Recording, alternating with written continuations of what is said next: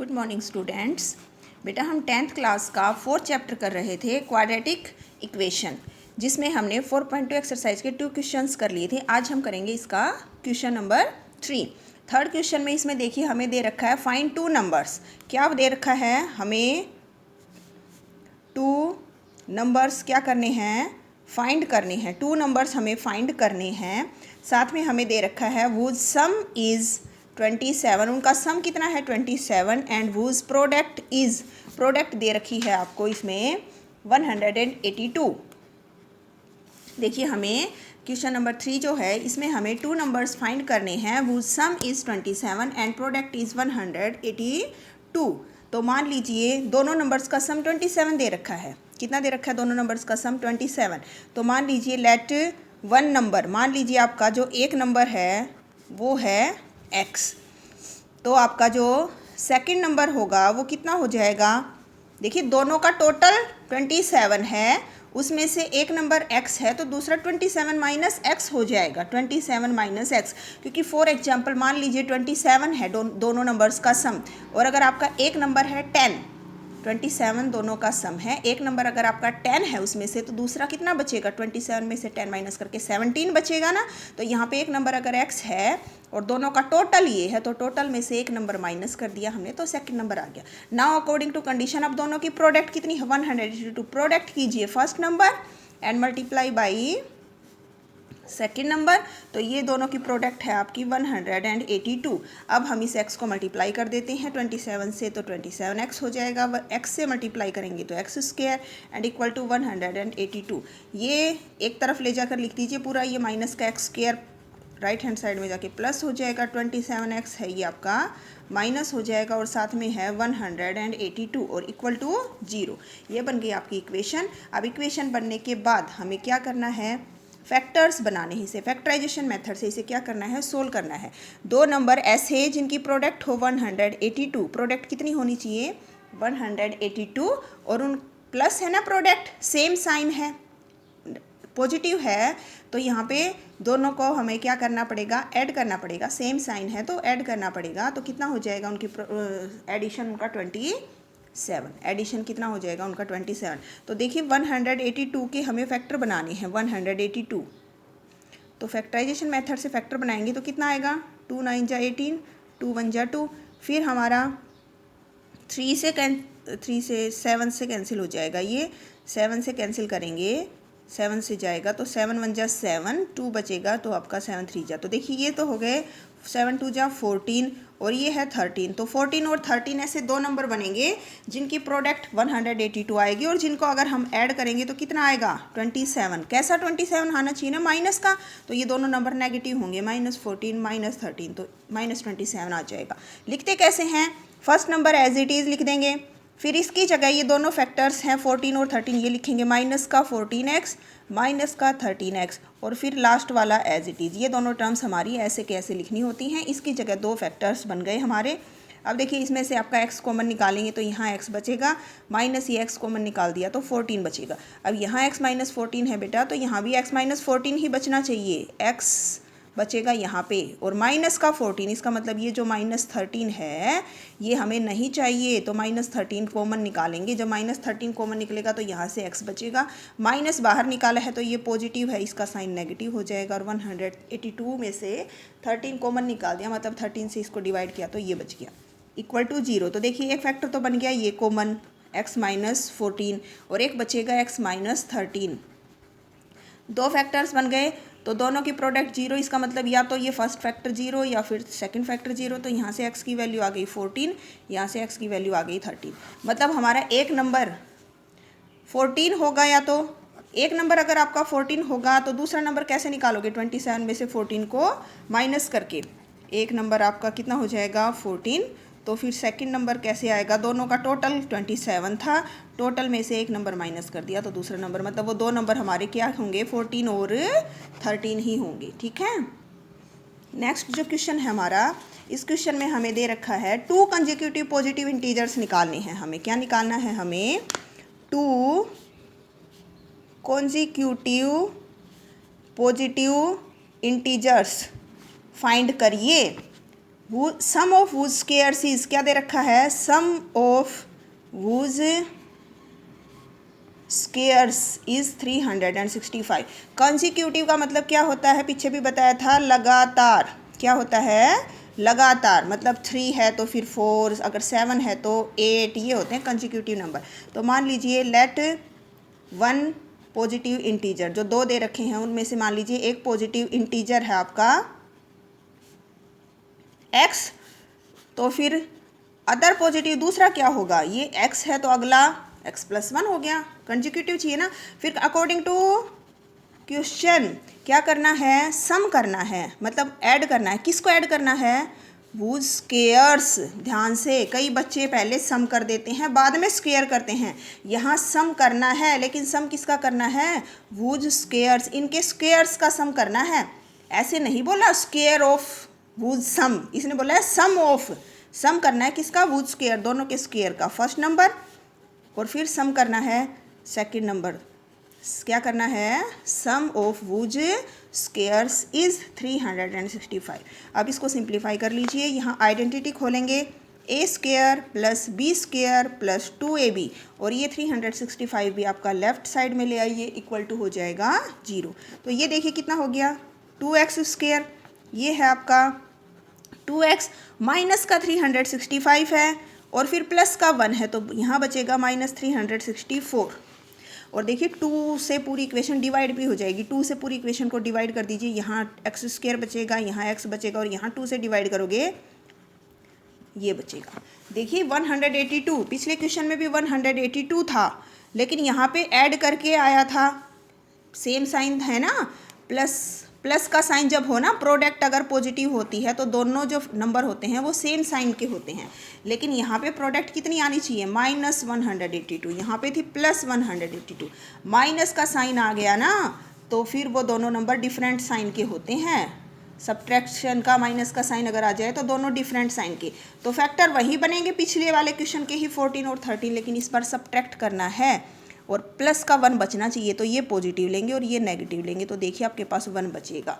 कैसे करना है, ये x square as it is, plus x की जगह ये दोनों फैक्टर लिख लीजिए, प्लस का 14x और माइनस का 13x। देखिए +14 और -13x बच गया, लास्ट वाला एज इट इज़।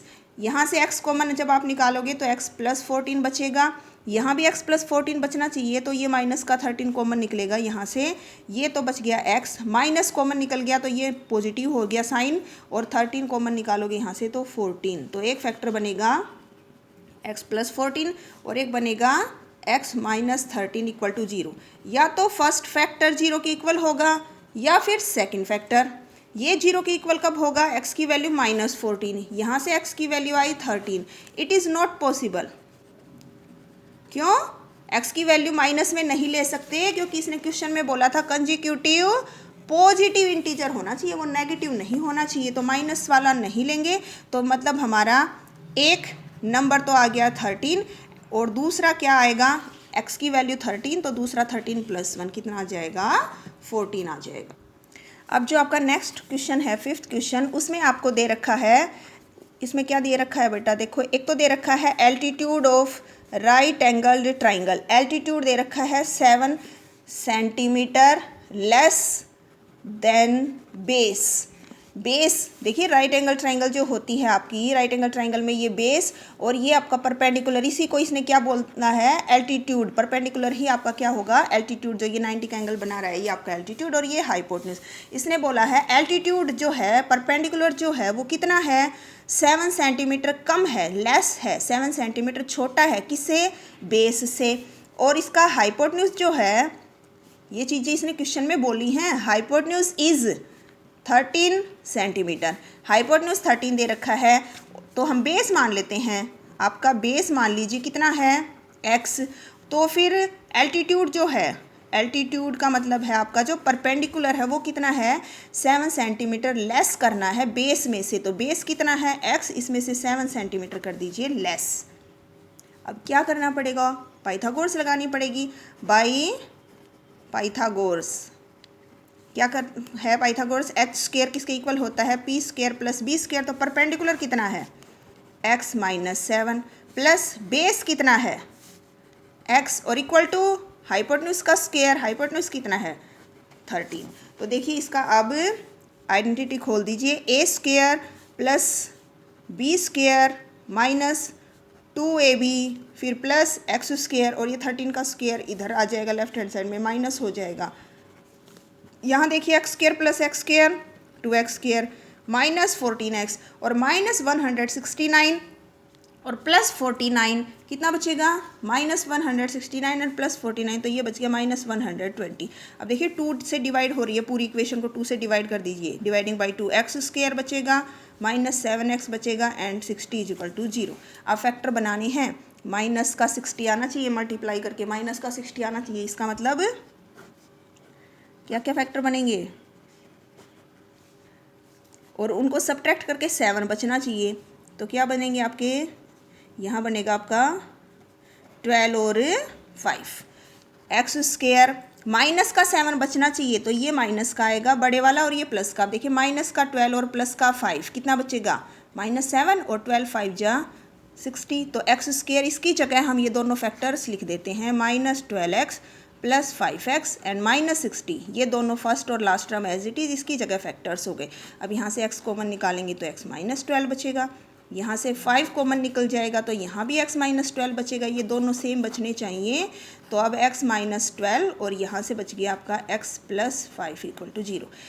दोनों को 0 के इक्वल पुट करेंगे 1 बाई 1, तो यहाँ से x की वैल्यू आएगी 12, माइनस का 12 है राइट हैंड साइड में जाके प्लस हो गया, और ये प्लस का 5 है। अब बेस था, ये ट्राइंगल का बेस और ट्राइंगल की साइड कभी माइनस में नहीं होती, तो दिस इज़ नॉट पॉसिबल, इसको नहीं लेना है। तो x की वैल्यू आ गई कितनी 12, तो इट मीन्स आपका बेस तो कितना आ गया 12 सेंटीमीटर, और आपका परपेंडिकुलर कितना आ गया बेस से 7 सेंटीमीटर क्या करना पड़ेगा लेस, तो कितना आएगा 5 सेंटीमीटर। ठीक है, जो आपका एक्सरसाइज का लास्ट क्वेश्चन है 6th क्वेश्चन, इसमें इसने दिया है कि कोई कॉटेज इंडस्ट्री है वो एक दिन में आर्टिकल्स बनाती है। ठीक है, हमें बताना है नंबर ऑफ आर्टिकल्स प्रोड्यूस्ड, कितने आर्टिकल बनाती है। तो मान लीजिए let number of articles produced हैं उसके x आर्टिकल वो बनाती हैं, और हम मान लेते हैं, और हमें साथ में बताना है cost of each article. Condition क्या है देखिए, मान लीजिए हमने बताया कि x आर्टिकल बनाते हैं, it was observed on a particular day that the cost of production on each article, जो कॉस्ट है एक दिन में x आर्टिकल बनाए, इसने बोला है कॉस्ट ऑफ 1 आर्टिकल, एक आर्टिकल की कॉस्ट, एक दिन में आर्टिकल बनाए, मान लीजिए x आर्टिकल बनाए, तो इन्होंने बोला है कॉस्ट ऑफ प्रोडक्शन, कॉस्ट जो है ईच आर्टिकल की कॉस्ट वो कितनी है 3 मोर, मोर का मतलब ज़्यादा, 3 more than twice the number of article produce, जितने आर्टिकल प्रोड्यूस हुए उसका ट्वाइस कर दीजिए, and 3 more than twice the number of articles produced on that day.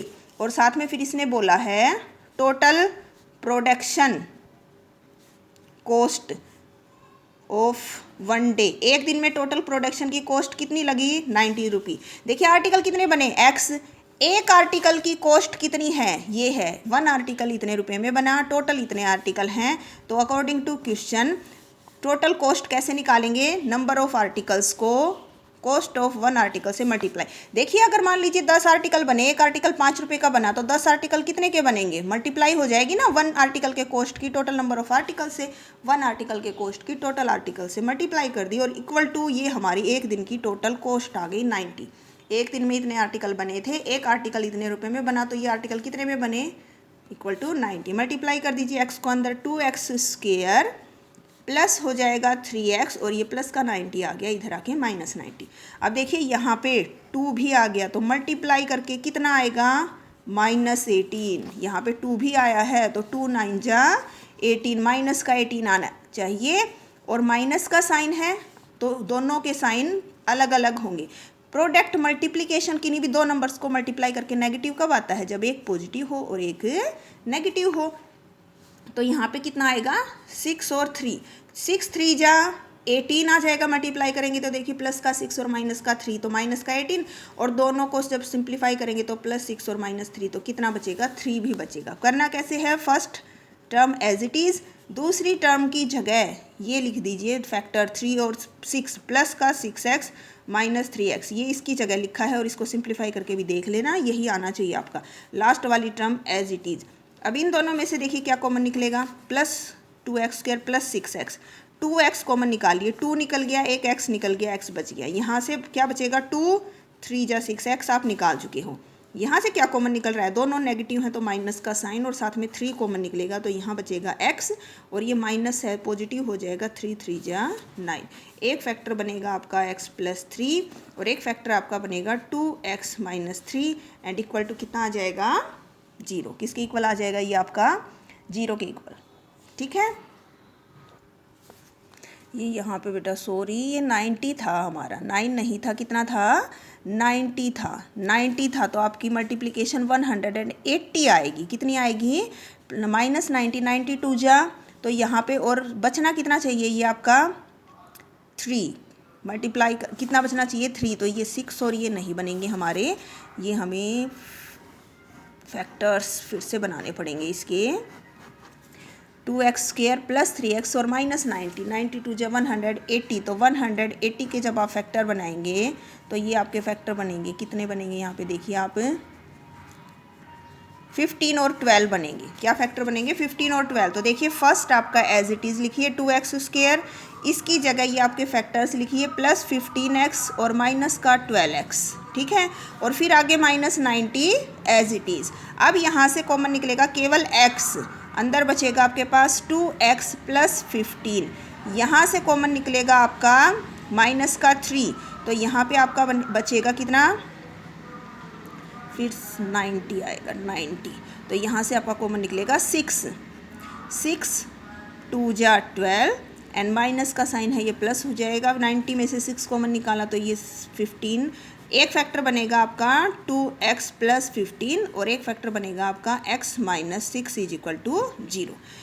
दोनों को 1 / 1 0 के इक्वल जब आप पुट करेंगे तो यहाँ से तो x की वैल्यू आएगी -15/2, प्लस है माइनस हो गया ना, और यहाँ से x की वैल्यू आएगी 6। ये तो नॉट पॉसिबल क्योंकि x आपकी क्या था, नंबर ऑफ आर्टिकल, कितने आर्टिकल बनाए, माइनस में आर्टिकल नहीं बनते कभी, तो x की वैल्यू कितनी आई 6।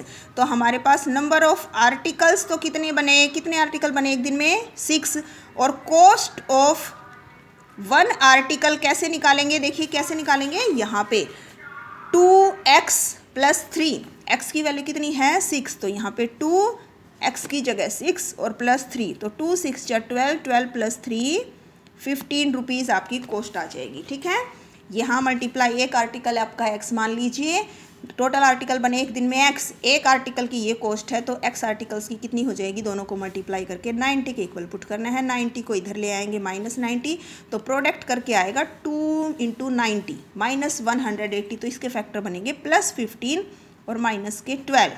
तो यहाँ पे ये as it is 2x² + 3x है, इसके फैक्टर्स बन गए +15x - 12x और ये -90 = 0। अब यहाँ से हमारी वैल्यू आ जाएगी। ठीक है, आपकी एक्सरसाइज 4.2 हो गई कंप्लीट, नोटबुक में कर लीजिएगा। किसी बच्चे को कोई प्रॉब्लम है तो पूछ सकते हो। थैंक यू बेटा।